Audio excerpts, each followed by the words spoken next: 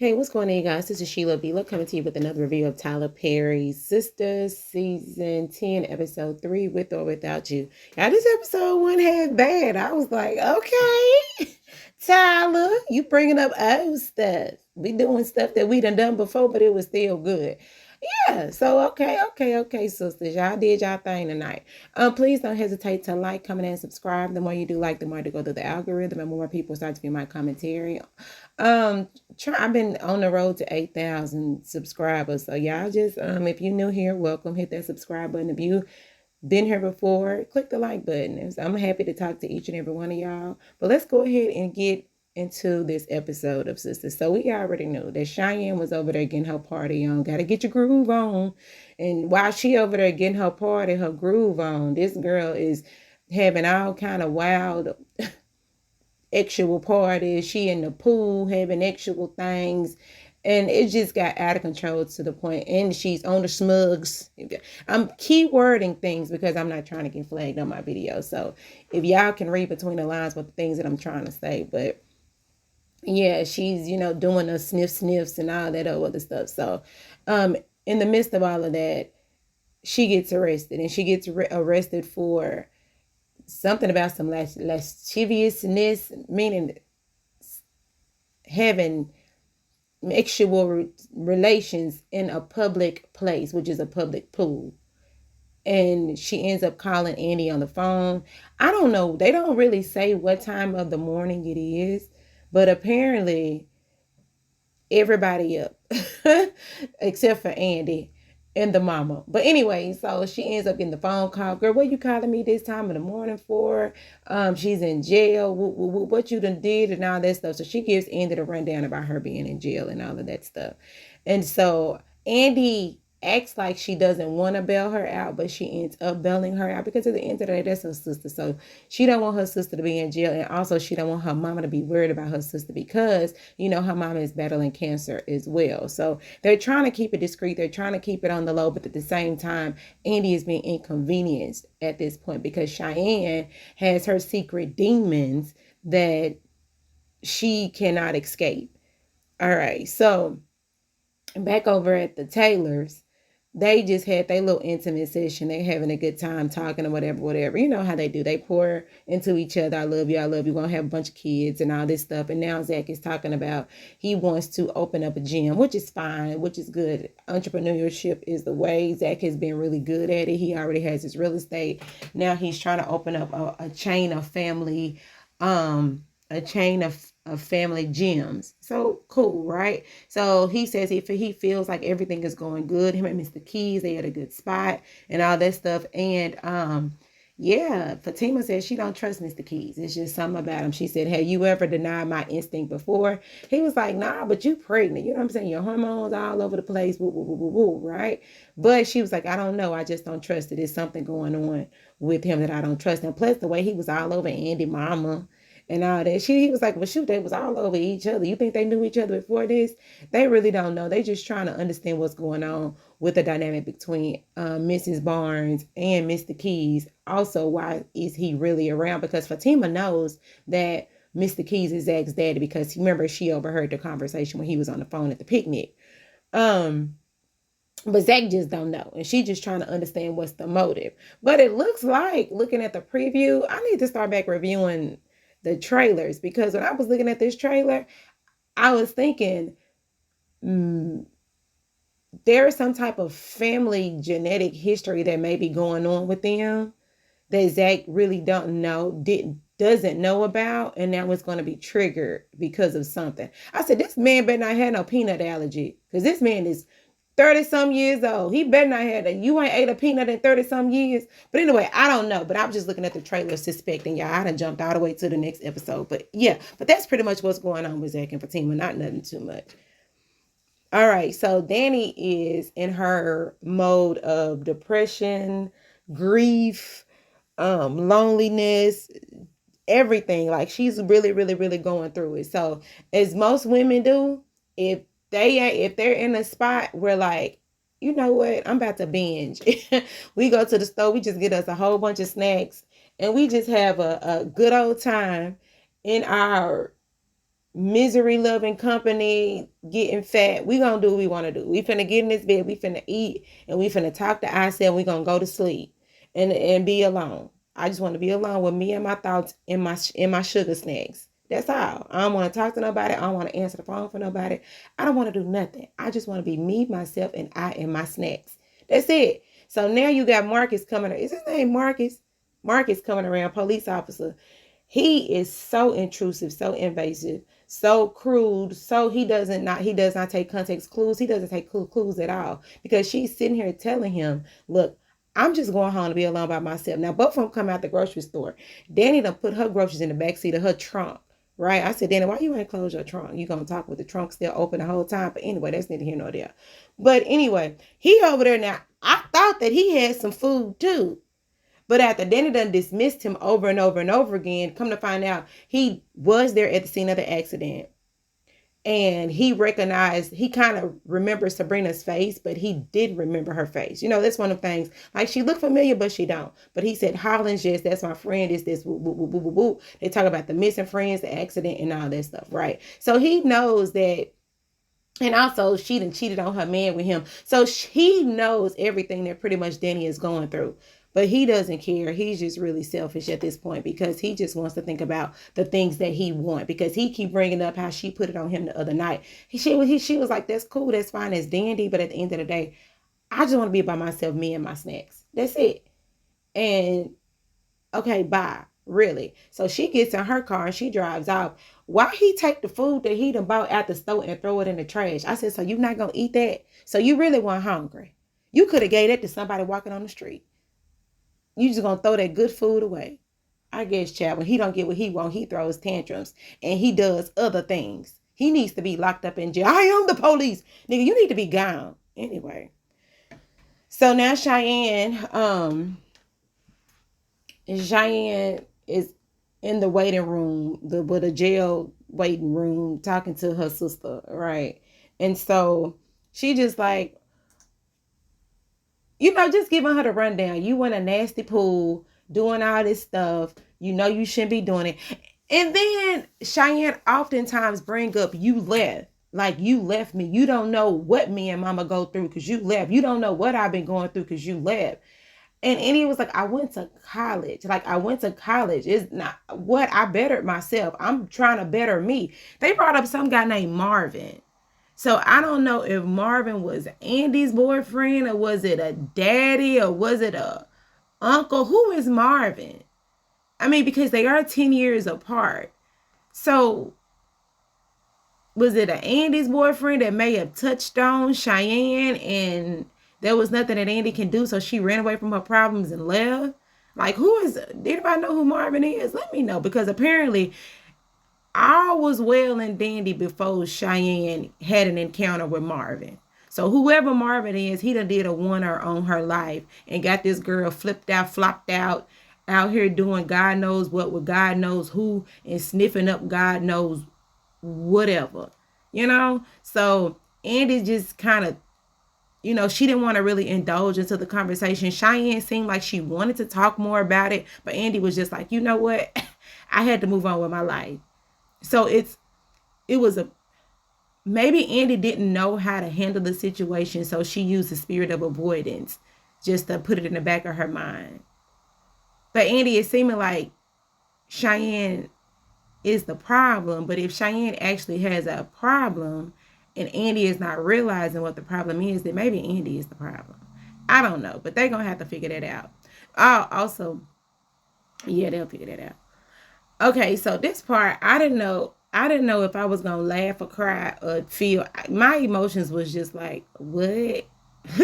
Oh, wow. Huh? Anyway, so Maurice called Calvin on the phone, right? So we don't know what time of the morning it is. It's still dark, but it's the wee hours of the night morning, right? So he said, sorry to be calling you this night. I just wanted to tell you, oh, you everything good? You everything good, man? I want to tell you about Sabrina. Oh, he just instantly started crying. So first I was like, oh, okay, I was sad. But then after the continuation of the cry, and it was just so loud, I said, Calvin, I'm about to hang up this phone on you, because if you're not going to let me get a word in, I'll call you later. You know what I'm saying? Because I'm just like, and Maurice is sitting up here trying to tell the man, hey, yeah, she not dead. We don't know if she make it through the night. She in a coma. I'm like, well, Maurice, the information that you giving this man, it ain't making it no better. So, yeah, hold on. This man ain't Maurice. The police officer name is, it start with an M too. Child, it be too many M's. But anyway, so yeah, Maurice couldn't tell him. He tried to. He did tell Calvin, but Calvin was just hysterically crying on the phone to where he was just like, well, all right, I'm just gonna talk to you later, Calvin. And also Maurice had a conversation with Pam too, or whatever, about everything that's going on and all that stuff. And Pam over here having weird dreams about starting her business. So, you know what I've learned? Anytime when we're wanting to start something new in life, we always have these crazy dreams, like these really, really crazy dreams. Like everything is going wrong. And to me, that's always a sign of everything gonna be okay. Just go ahead and do what you need to do. You know what I'm saying? That's really just fear talking. So when you get outside the fear and just go ahead and do what you need to do, then everything is just going to work out the way that it's supposed to work out. So Pam, just go ahead and let it work out the way it's supposed to. All right. So the deal was don't tell mama the babysit dead. No, it wasn't. The deal was don't tell mama that Cheyenne got locked up in the jail and she was high as a kite and she was having sex in a look and she was having relations in a public pool. Okay, that was the deal. So they sneaking in the house. They sneaking in the house, and yeah. As soon as they turn the light on, the mama, what are you doing? What are you coming in this late? You know, just all of that. You know her and her acting. And so Cheyenne said, "Look, I was at a party, and Andy, what are you doing?" Oh, I picked up. I'm finna go. Andy said, "I'm finna go to bed." Period. Point blank. Period. So the mama said that Cheyenne left out here looking like Black American top model, and she came back looking like a street whore. So I was like, "Well, mama, hey." And then she was telling her, you know, something about a pool and a party, and the mama talking about you need to go wash your hair before the pool for the chlorine dry your hair out. I was like, Cheyenne, that's a wig that Cheyenne got. I don't think she got to really do is just go wash it and set it in some conditioner. She'll be okay. But anyway, that's neither here nor there. All right, so the mama and Miss Barnes and Andy, they going in, and the mama just trying to figure out what's going on, and that's your sister and all this other stuff, and you should be there for her. But anyway, the thing of the pretty much the gist of this conversation was Andy was trying to keep a secret away from the mom. And Andy ended up telling the mom that she ended up getting bailed out of jail, right? Because Andy said this is pretty much a pile on her. Her friend done left. The other car blew up. I could have died. And, you know, my other friend in a coma. And now I got to bail Cheyenne out of jail. What? How out of jail? Yeah, I wasn't supposed to tell you. So what else are you keeping from me? It's her business to tell you what was going on, right? So Andy is keeping things from the mom, but the mom is also keeping things away from Andy in regards to Cheyenne. And that's the reason why she really wants Cheyenne to move here with Andy, is because of the secrets that the mom is holding on to. So I'm just like, if everybody just tell everybody everybody what Cheyenne is doing, maybe we can move forward and how to handle this situation, because keeping secrets from one another, that ain't helping nothing. You ain't telling me, I ain't telling you, shining in the back of your bathroom, snorting up everything up her face. Like, this ain't helping nobody.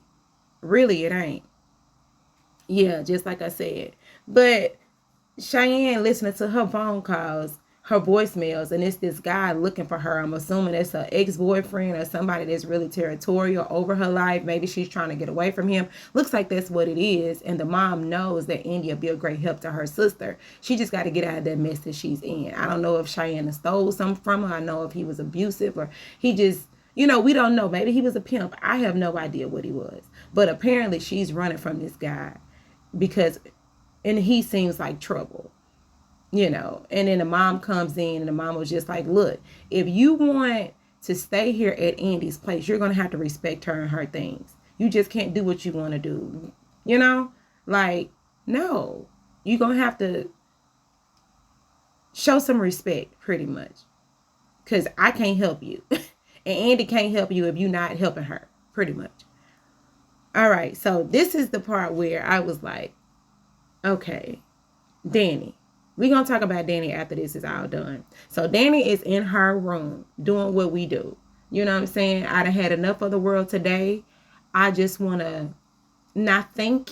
I just want to splurge in my eating. And I just want to just drown out everything that's going on, right? So she's having a good time in her Rocky Road ice cream and her pretzels, right? To me, you know how it is, rubbing my feet together, having a good time, right? Okay. So she gets up, wash her face, and she's sitting inside of her bathtub. Okay. Still minding her own business, her own black business, right? So then she gets a knock, knock, knock on the door. Knock, knock, right? Why are you beating on my door so much? Who is it? Who is it? Who is it? It's Marcus. His name is Marcus. His name is Marcus. I guess it's Marcus. So anyway, he at the door, right? Why are you here? Oh, I just wanted to come see how you doing. You out of all people. She already said this spiel. We're back at the car. You out of all the people know what I'm going through. I told you I didn't want any company. I wanted to be alone. This, that, and that. Woo, woo. Marcus ain't trying to take no for an answer. Marcus says, so it takes two people to start something, but it only takes one person to end it. I said, Danny, the boy is crazy. You need to go ahead and shut the door. But Danny didn't listen to me. You know what I'm saying? She didn't listen to me. She kind of waited a little bit too late, but after the fact that when she said, I'm about to go, and he said no, and he held that door. I said, by the time that he put his hand on that door, it was a little bit too late, Danny, because he already got his hand on the door, meaning he's about to come in. So, yes, he forced himself into Danny's house. Danny's taken aback. Like, dude, why are you doing this? Now, Danny's mind is like, this nigga crazy. Like, dude is crazy. Like, we finna have this again, because y'all remember when the other dude was at her house and it was a whole melee inside her house. And I was like, I thought we weren't doing this no more, Danny. That's what I'm saying, Danny. You can't, come on now. You just can't have everybody at your house. Everybody ain't your friend. Everybody ain't your partner. You can't have everybody at your house, Danny. You need to move at this point.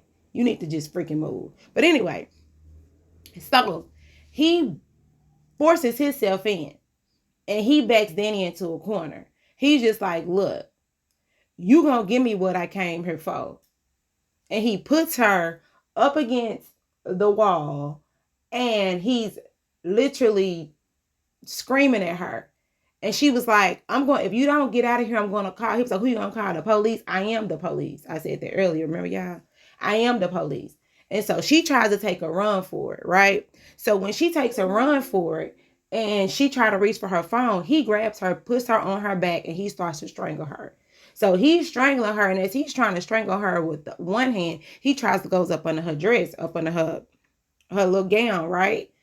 So therefore, that's her moment because he's a little weak with one hand. So that's when she kind of kicks him in the balls and all that other stuff. So then she goes and runs to the kitchen. So when she runs to that kitchen, he puts her body, she's facing like the refrigerator. He was like, you gonna give me this? I said, what?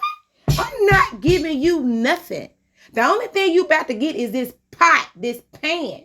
So Andi gets the pan out of her sink and she whops him with it. You hear his bones saying crack, crack. I said, get him good, Danny. Get him. So she hits him and he was like, you crazy B. She said, oh, now you want to call me crazy. Well, this crazy B is about to whoop that. I'm about to give it to you. And she was giving it to him, and she was giving it to him. I said, give it to him, give it to her, give him to him, Danny. Then I said, hold on, wait, Danny, don't kill him. Don't. He got to walk up out of here, Danny. He got to walk up out of here because them pans is heavy. That's a cast iron. That thing is heavy. And when it hits hard. But anyway, so he found a way to break up out of there. And while he was running up out of there, she was still knocking him out, still hitting him. I said, I bet you won't come over no more. Well, I hope you don't come over no more. Because a lot of times people like him, he feels like he's the law and he's invincible. And he's like, how dare you beat me up with a cast iron skillet and think I'm not going to do nothing about it. So hopefully he doesn't come back. Hopefully. Or hopefully he don't try to put no type of charges on her. You know what I'm saying? To make it seem like she was in the wrong. Hopefully it doesn't happen. But anyway, after he gets up out of her house, Danny just breaks down. And I felt really sad for her because it's already hard for her. Karen and I already left. Her friend, her best friend, is in a coma. She may not make it. She done cheated on her. I really didn't care about her cheating on Tony because Tony, he was neither here nor there for me. But still, it weighed heavy on her. Emphasis on it weighed heavy on Danny, not me. It weighed heavy on Danny. And so, therefore, she was already going through a lot. And then for you to come in her house and gonna try to take it? So you think you just gonna take it? No, you not. And really, it's almost like Danny got a little of that frustration out. Not only did she get her some good ice cream with some pretzels, she actually got a good whoop that tail session in too. What better way to relieve some stress than to relieve it on somebody else that done got on your nerves? Right. Get up out my house. Get up out my space. Get up out my presence. Please. Anyway, so yeah, Danny got him real good. And I was proud of Danny. I was proud. And I said, Danny, stop having these randoms at your house. That's another lesson. But anyway, y'all, this is Sheila B. I thought this was a good episode, but hey, that's me. Tell me what y'all think. Anyway, like, comment, and subscribe. Y'all have a great day. Bye.